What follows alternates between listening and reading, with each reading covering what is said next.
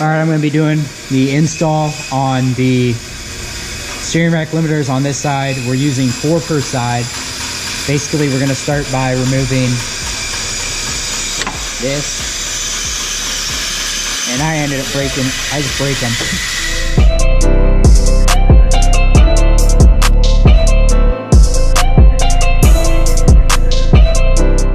And then basically pull this boot back, and then we're going to install the limiters on the shaft, as you'll see in a second.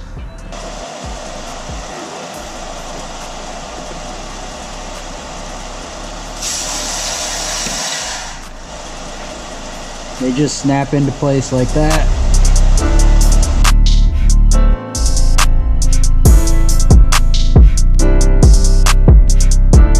And then basically, as you turn the wheel, the end right there will actually butt all these up into the rack and limit how much the wheel can turn.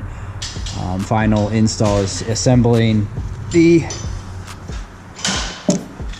boot back on, and then applying or installing our worm gear clamp that goes in place there.